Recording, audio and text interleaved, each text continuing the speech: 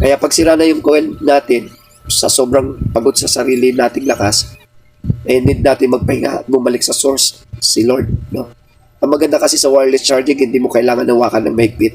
Ipatong mo lang, magpahinga ka.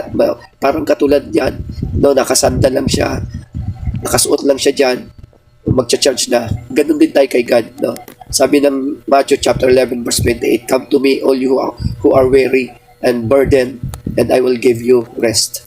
So, check lang lagi natin kung nakasandal tayo lagi sa Panginoon, no?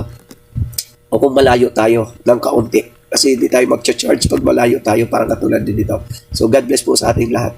Shalom!